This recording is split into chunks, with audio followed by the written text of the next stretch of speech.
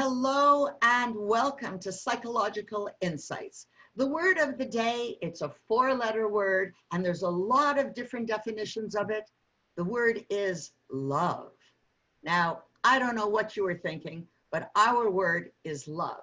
And there's huge amounts of synonyms for love in the English language, and people are preoccupied with love. You see it in the media, in our plays, in our movies, in our books. Why? What is this preoccupation with love?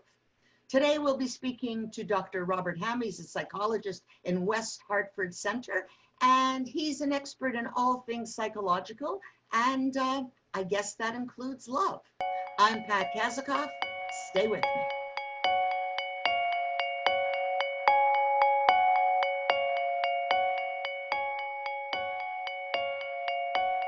So Dr. Hamm. Yes, Pat. How are you? Good. How are you? How are you doing this morning?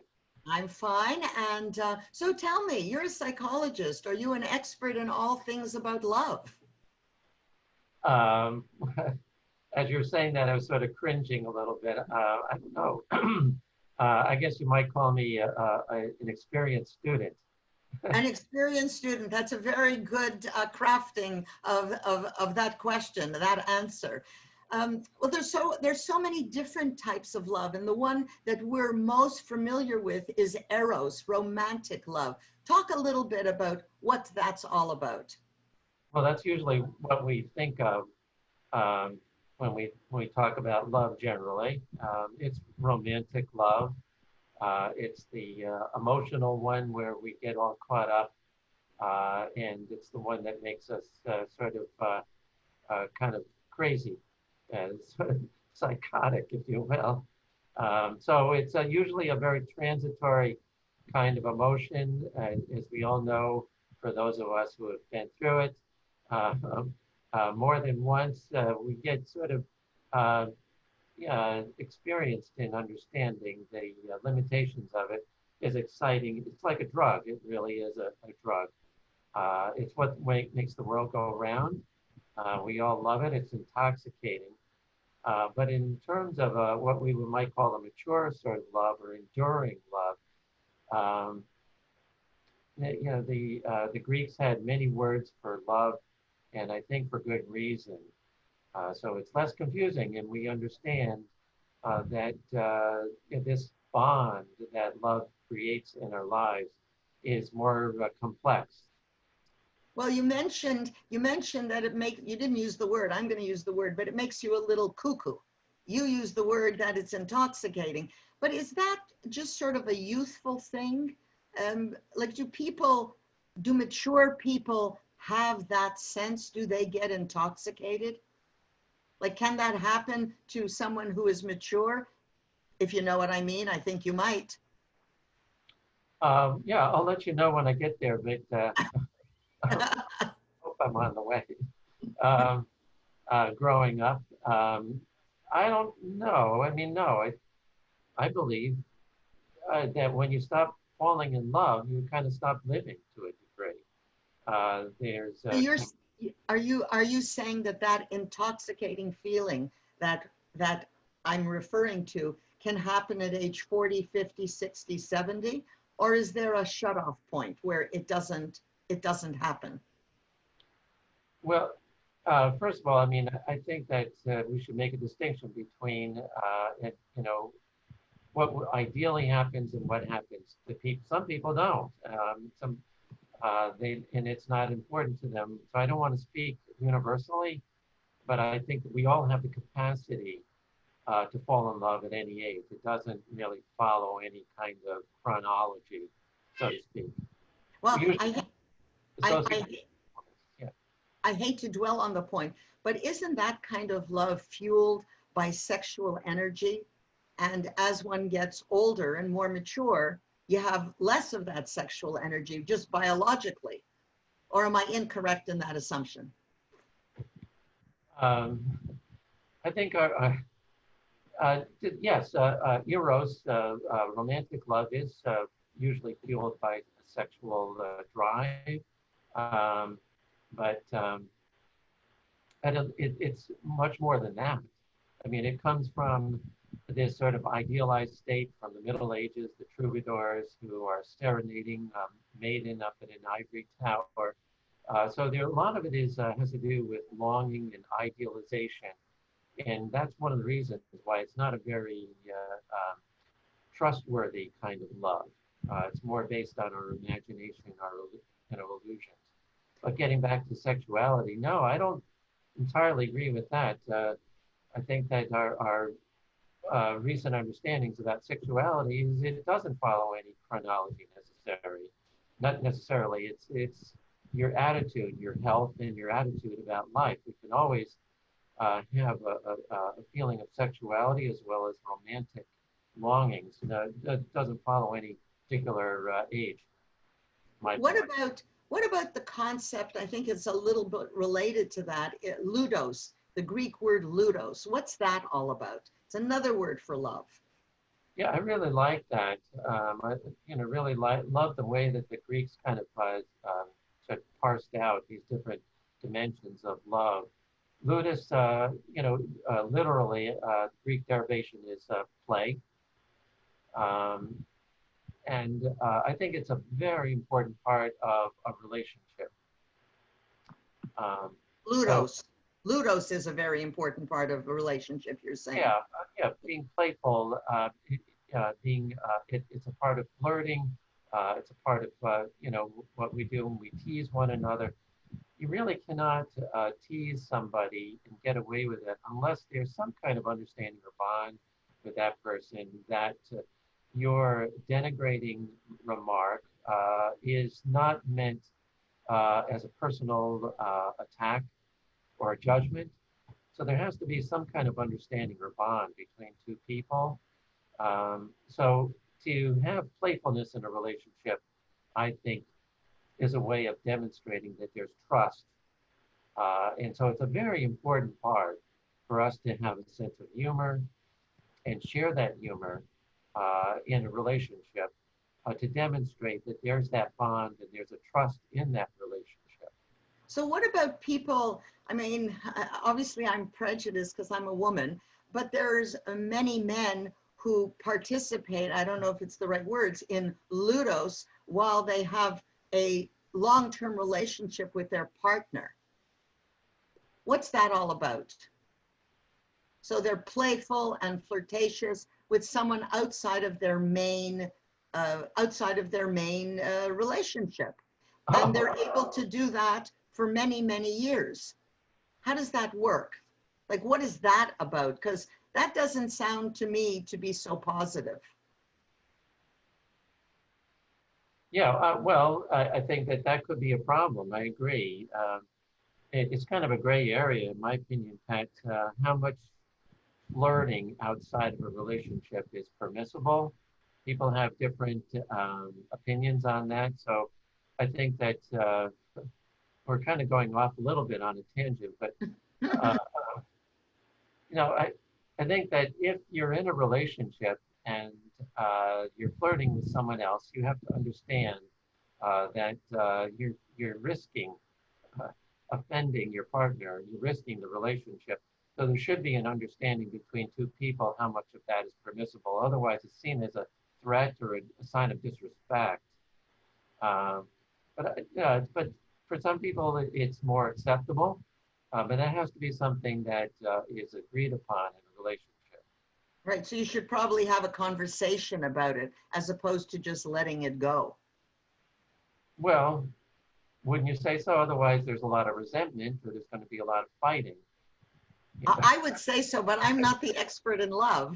You know, I'm bowing to your greater judgment. You're teaching me and everybody out there. Okay, well, yeah. I mean, I thought that would be common knowledge, but flirting is very dicey, and so but there aren't any rules about this. It's something that, as I tell when I work with couples in psychotherapy, I tell them I don't have all your answers. It's not a black and white, right or wrong in many instances. It's what you together agree upon. And so you've got to communicate effectively with one another to be clear about what the ground rules, what the understandings are, what are the agreements in this relationship. Flirting could be one of them. There's no right or wrong about what's permissible flirting. For some people, that's just, like Vice President Mike Pence would have a very stringent um, rule in his marriage as he's publicized. Other people, very open-ended and loosey-goosey about it. But if you're not on the same page, now you've got a problem. Yeah, I'm wondering about that loosey-goosey comment. I wonder how many people are really that loosey-goosey, but you're right. I mean, I can understand what you're saying, that everyone builds their own values as a couple. There's different mores. Yeah, I mean, I think some people have opined that some degree of flirting outside the relationship stimulates interest within the relationship. It makes your partner seem more desirable to you. And I think that there's truth to that, but you have to be very careful, don't you? You have to do that within limitations and be mindful that it could easily veer off. It's a slippery slope. And so there has to be a lot of trust and understanding in that relationship for that to work. What about the concept of mania, which is, sort of an extension of what we're talking about? The kind of mania that you saw in the movie Fatal Attraction with Glenn Close, or Say Yes to Misty, or I can't remember the name of the movie. Play Misty for Me. Yeah. Play Misty for Me, that's right. What about that? Where does that come in to this discussion? Well, I think that mania, which means a kind of a obsession, is a part of romantic love. As I was saying, I mean, we all know what that is like. It's like you've been injected with a drug, and it makes you kind of crazy and sort of psychotic and obsessed. So mania is, I think, just a natural, maybe a biological component of romantic love, sexual longing. But in some instances, some people develop a dysfunctional kind of attachment pattern. We know there are these people in the media sometimes who have been victimized by stalkers, or it doesn't even have to be in the media. It could be, you could have had a personal experience of that sort. Or there's this disorder called erotomania, which used to be called de Clerambault's syndrome. It's a psychiatric category where there's a distortion, a psychosis that develops when someone believes that someone else is in love with them, and it's not factually based. These are obsessive states that have to do with some kind of attachment to someone, a belief that there is some kind of bond that doesn't exist in reality. And that's a form of mania where a person becomes obsessed with someone, or if they're stalking. So mania is a part of romantic love to a degree, but it can also veer off for some people in some instances where it becomes the entirety of a relationship that's entirely imagined, and it's a fantasy, not a reality. You mentioned in your talk about people falling in love, and we haven't talked about this, but what about people who, and you mentioned also that all of us who have experienced this sort of feeling, this obsession and this transitory feeling of romance, what about people who can't fall in love? I mean, you have people who talk to you and they say they've never been in love. They have marriages, they have normal relationships, they have children, but they've never had that feeling. How does that fit into this discussion? That's a good question. And there are some people who make those claims. I think it's a sad thing because I think it's a vital part of our human existence. But I don't think it's necessary in order to make life meaningful, of course. I'm not sure how to explain it. I've given a lot of thought to that. I do believe that for some people, the reason they're unable to fall in love is they're too much in love with themselves. The self-love. The self-love. Yeah, kind of a what Freud called secondary narcissism, where you withdraw your capacity to love others as a defense um, at some point in one's developmental period in early childhood against whatever threatens oneself. It could be a rival with one's father, Freud's ideas, but it can be an outgrowth of, loving oneself too much. So you don't develop attachments. Could be just a defense in general, someone who is fearful of being hurt. And so they never allow themselves to form those kinds of bonds, such as, let's say, a schizoid personality, someone who fails to be able to develop emotional attachments to other people. Is that the Greek word philatia? Is that part of what you're talking about? Philatia? Yeah, philatia, that's the Greek word that refers to self-love. So, what you were talking about, Paul Zweig's book on heresy of self-love, which used to be considered to be a sin in Christianity. It has a negative connotation from a religious standpoint, but also in contemporary society, it's usually philatia is associated with narcissism. And that's a term that's thrown around all the time today, has a very negative connotation. But actually, narcissism is a double-edged sword. It's necessary to love ourselves in order to love others. So there is a degree of narcissism that's necessary in order to love other people. So just to recap, so the concept of loving yourself is necessary to love others, to identify in them that same quality. Is that what, I'm paraphrasing you, but does that make some sort of sense? Yeah, I mean, the whole, it's all sort of, putative, it's all sort of theoretical, but it's assumed that we develop as individuals a capacity to empathize with others by projecting ourselves, our feelings towards ourselves onto others, our understandings of how we feel and how we experience the world onto others. That's empathy. And that's the foundation for love. Our capacity to project ourselves into others and empathize with others shows that we have compassion and understanding and a caring for someone else because we understand that they're, in a way, a part of ourselves. And we feel for them as we feel for ourselves. We develop a bond. So it is necessary in order for us to love others because what our capacity to love others is based on projecting our feelings towards ourselves onto another object, so to speak. That's how it goes in theory. That's the theory. Well, I mean, no one has ever been able to see these things. These are constructs, aren't they? Mm.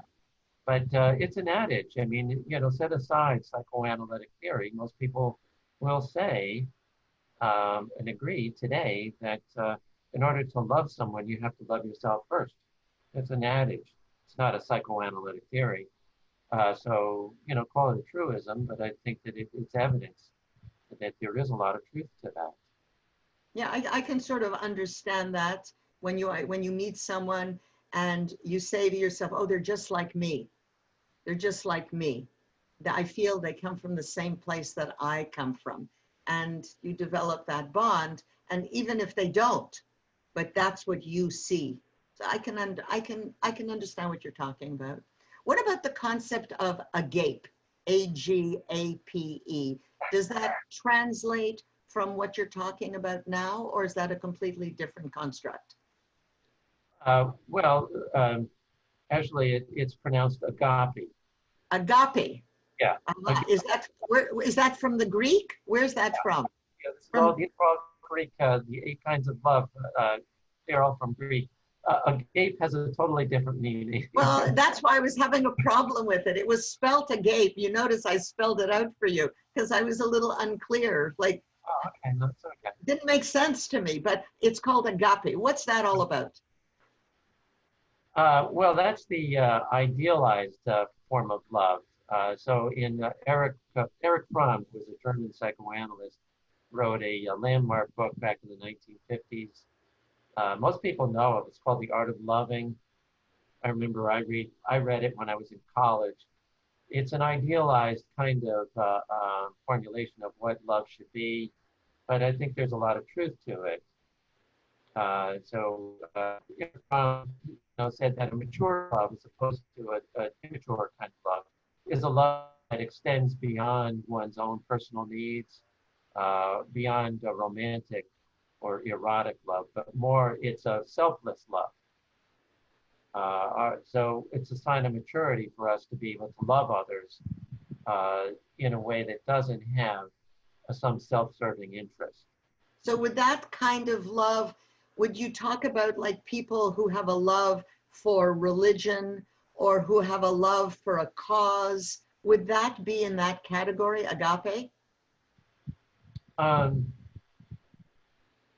an indirect way, it refers more to a kind of universalized love or a love for humanity in general. It's a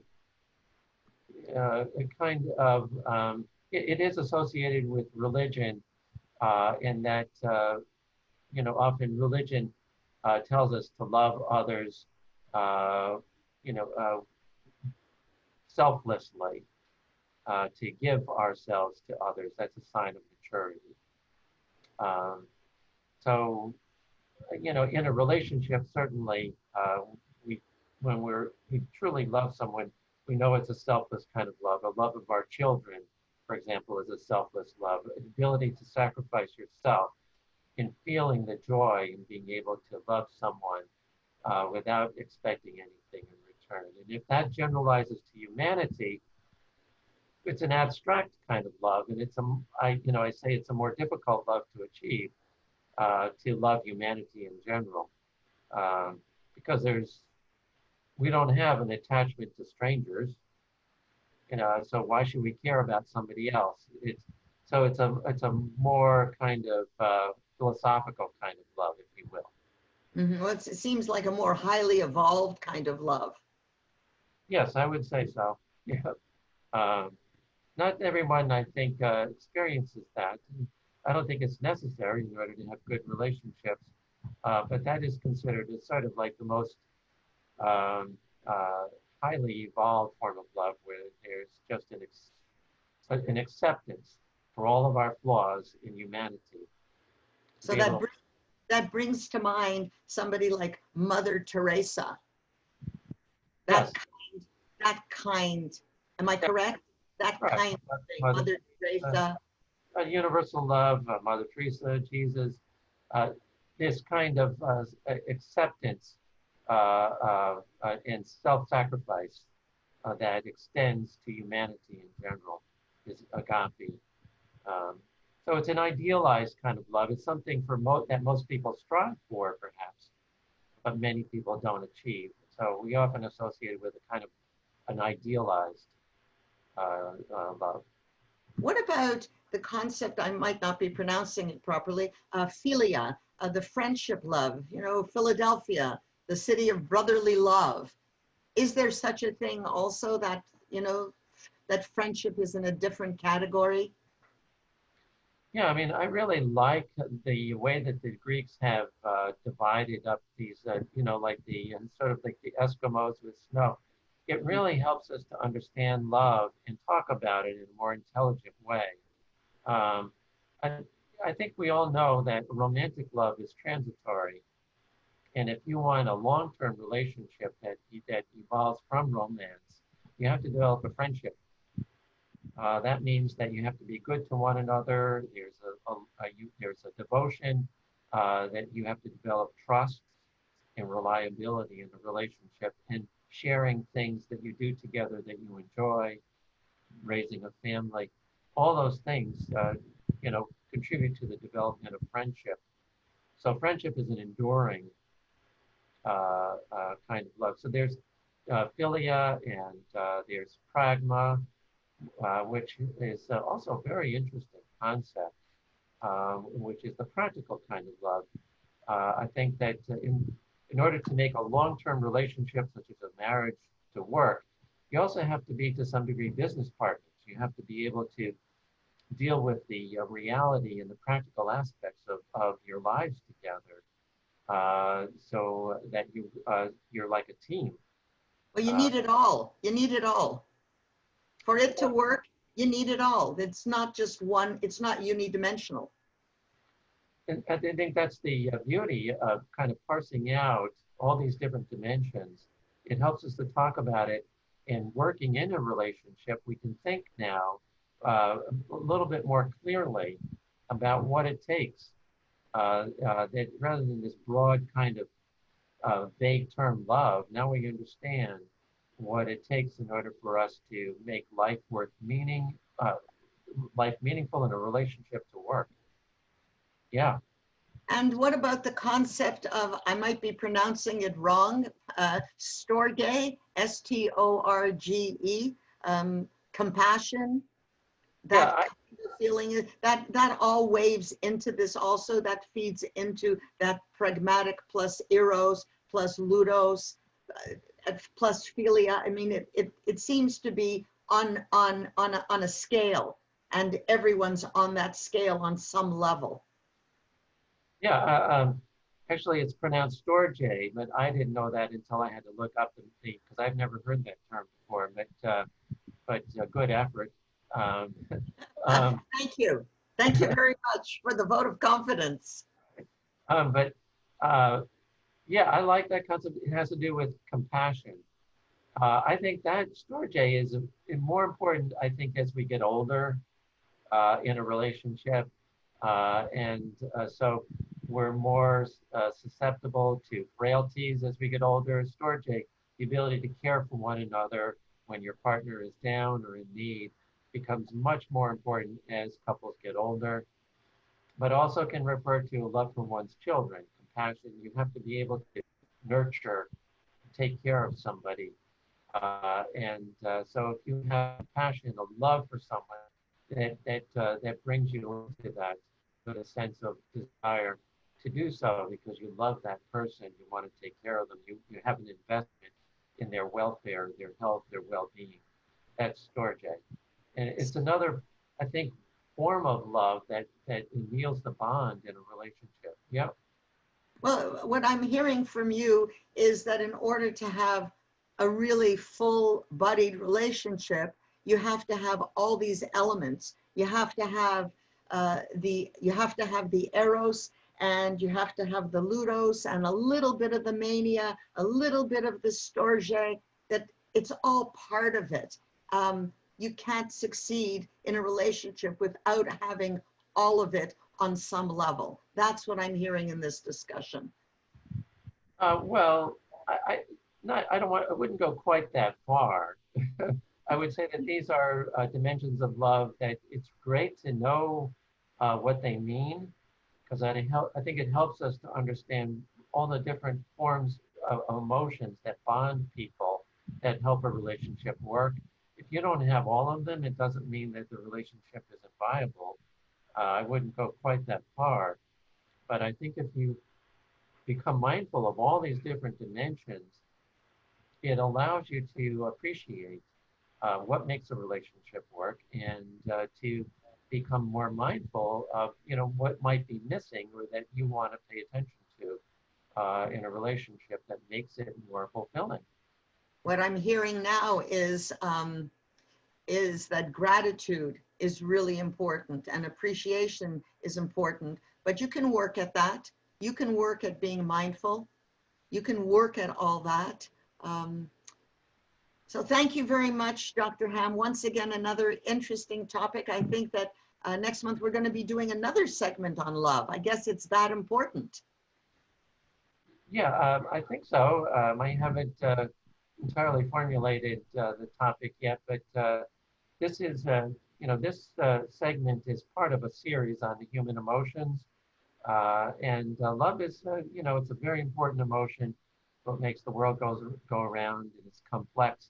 So it might warrant another segment on the topic. Yeah. Well, I hope so. I've certainly enjoyed this one. And once again, thank you very much. And thanks for clarifying in my mind. I got a few of those, but I don't have all of them, but I can work at that. We've been speaking to Dr. Robert Hamm. He's a psychologist in West Hartford Center. If you have any questions or you would like to speak to him, it's at the bottom of our screen, the contact information. I'm Pat Kazakoff. Thank you, and we'll see you all next month.